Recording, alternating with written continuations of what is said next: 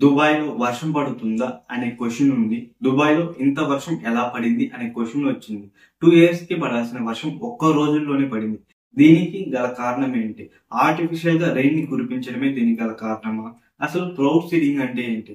దుబాయ్‌లో ఫ్లడ్స్ రావడానికి కారణం క్లౌడ్ సీడింగా లేదా నేచరా? అనే దాని గురించి మనం ఈ వీడియోలో చూడబోతున్నాం. ఈ వీడియో చాలా యూజ్‌ఫుల్‌గా ఉంటుంది. సో వీడియో నచ్చితే ఒక లైక్ చేయండి. అలాగే మన ఛానెల్‌ని సబ్స్క్రైబ్ చేసుకోండి. I am Satish. ఇంకా ఆలస్యం లేకుండా మన వీడియోని స్టార్ట్ చేసేద్దాం. దుబాయ్ ఎక్కడుందో మనందరికీ తెలిసిందే. ఒక డెజర్ట్ లో ఉంటుంది. ఎడారిలో ఈ దుబాయ్ అనేది ఉంటుంది. బట్ ఇంత ఎడారిలో ఉన్న దుబాయ్ కి వెళ్ళడానికి అందరూ ఇష్టపడుతుంటారు. ఎందుకంటే దుబాయ్ లో ట్యాక్స్ చార్జెస్ అనేది చాలా తక్కువగా ఉంటుంది. అది మాత్రం కాకుండా దుబాయ్ లో సేఫ్ అండ్ సెక్యూరిటీగా ఉంటుంది. చాలా మంది దుబాయ్ కి వెళ్ళడానికి ఇష్టపడేదానికి safe and security. When compare to other countries Dubai లో సేఫ్ అండ్ సెక్యూరిటీ ప్రొటెక్షన్ ఎక్కువగా ఉంటుంది. చాలా మంది భావిస్తుంటారు. అందుకే చాలా మంది దుబాయ్కి వెళ్ళడానికి ఇష్టపడుతుంటారు. ఎందుకంటే అక్కడ సేఫ్టీ అండ్ ప్రొటెక్షన్ ఉంటుంది కాబట్టి. కానీ చాలా మంది కొన్ని కామన్ డౌట్, దుబాయ్లో వర్షం పడుతుందా? అసలు ఎందుకంటే మొత్తం ఎడారిగా ఉంటుంది, దుబాయ్లో వర్షం పడుతుందా అనేసి. సో దానికోసమే వాళ్ళు ఆర్టిఫిషియల్ గా రైన్ ని కురిపిస్తుంటారు. ఆర్టిఫిషియల్ రైన్ కురిపించడమే క్లౌడ్ సీడింగ్ అంటారు. అసలు దుబాయ్ లో ఎప్పుడు వర్షం పడుతుందా రాదా అనే క్వశ్చన్ ఉండేది. కానీ చరిత్ర ఎప్పుడు చూడనంతగా దుబాయ్ చరిత్రే తిరిగి చూసేలాగా వర్షం కురిసింది. 2 ఇయర్స్ కి కురవాల్సిన వర్షం ఒక రోజులోనే కురిసింది. దీనికి గల కారణాలు ఏంటి అని చూస్తే మెయిన్లీ 2 రీజన్స్ ఉన్నాయి. ఒకటి గ్లోబల్ వార్మింగ్. గ్లోబల్ వార్మింగ్ ఏం జరుగుతుందంటే ప్రపంచం అంతా ఉష్ణోగ్రత అనేది హీట్ ఎక్కువ అవుతుంది.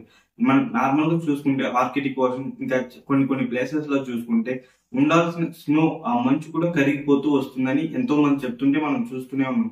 కానీ కొంతమంది ఏం చెప్తున్నారంటే కొన్ని డేస్ తర్వాత ఈ గ్లోబల్ వార్మింగ్ వల్ల అమెజాన్ ఫారెస్ట్ అంతా డ్రై అయిపోయి ఇప్పుడు డెజర్ట్స్ గా ఉన్నాయి కదా, అవి అమెజాన్ ఫారెస్ట్ లా మారుతుంది అని చెప్తున్నారు. ఎందుకంటే అంత గ్లోబల్ వార్మింగ్ వల్ల అక్కడంతా అమెజాన్ ఫారెస్ట్ డ్రై అయిపోతుంది. ఈ డెజర్ట్ లో వర్షాలు అనేది ఎక్కువ పడుతుంది. అలాంటి సిచ్యువేషన్ రాబోతుంది ఫ్యూచర్ లో ఈ గ్లోబల్ వార్మింగ్ వల్ల అని కొంతమంది సైంటిస్టులు ప్రిడిక్ట్ చేస్తున్నారు. ఈ గ్లోబల్ వార్మింగ్ వల్లే ఇంత వర్షం పడేదానికి కారణం అయి ఉంటుందని కొంతమంది భావిస్తున్నారు. నెంబర్ 2, దుబాయ్ లో ఫ్లడ్స్ రావడానికి మెయిన్ కారణం అని చాలా మంది నమ్మే reason cloud seeding. Cloud seeding అంటే క్లౌడ్ తో సీడ్ చేయిస్తారు. అసలు ఈ క్లౌడ్ సీడింగ్ అనేది ఏం ప్రాసెస్ అంటే ఆర్టిఫిషియల్ గా రైన్ ని కురిపిస్తారు. ఈ క్లౌడ్ సీడింగ్ ఎలా చేస్తారంటే సోడియం క్లోరైడ్, పొటాషియం క్లోరైడ్ లేదా సిల్వర్ అయోడైడ్ అనే ఒక టైప్ ఆఫ్ సాల్ట్ మేఘాల మీద చల్లుతారు. ఎలా అంటే ఇక్కడ నుండి ఫ్లైట్ లో ఆ సాల్ట్ అనేది లోడ్ చేసుకునేసి తర్వాత ఆకాశంలోకి వెళ్ళి మేఘాల పైన నుండి ఆ సాల్ట్ ని చల్లుతారు.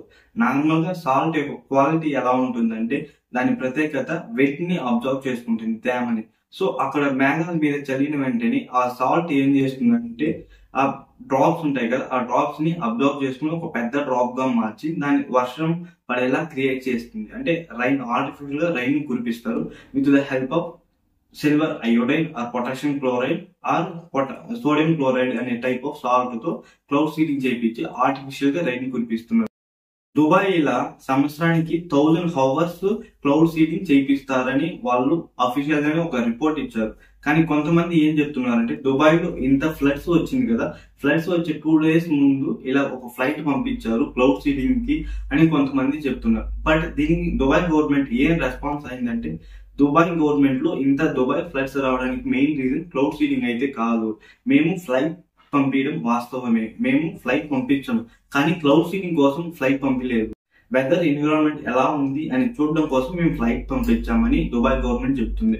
బట్ కొంతమంది లేదు, వాళ్ళు ఫ్లైట్ పంపించింది అయితే నార్మల్ గా ఈ క్లౌడ్ సీడింగ్ కోసమే. ఈ క్లౌడ్ సీడింగ్ వాళ్ళ లిమిట్ ని దాటి చేసేసారు.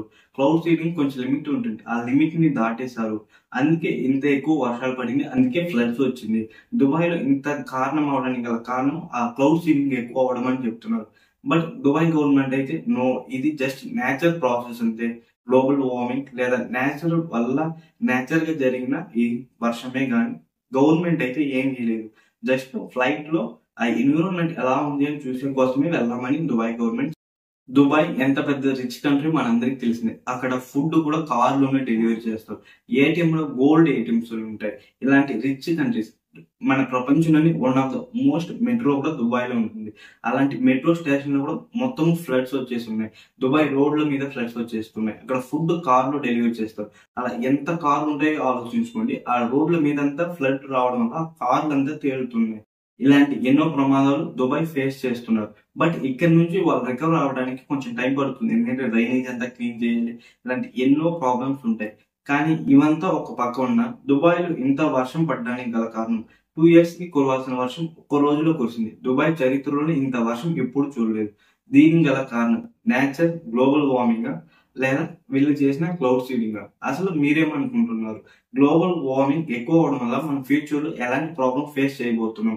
అసలు మీరేమనుకుంటున్నారు? కింద కమెంట్ చేయండి. క్లౌడ్ సీడింగ్ మంచిదేనా? అసలు మీ ఫీలింగ్ ఏంటి? కింద కమెంట్ చేయండి. వీడియో యూస్ఫుల్ గా అనిపిస్తే ఒక లైక్ చేయండి. మీ ఫ్రెండ్స్ అండ్ ఫ్యామిలీ ఎవరైనా దుబాయ్ లో ఉంటే వాళ్ళకి ఈ వీడియోని షేర్ చేయడం మర్చిపోకండి. అలాగే మన ఛానల్ సబ్స్క్రైబ్ చేసుకోండి. బాయ్.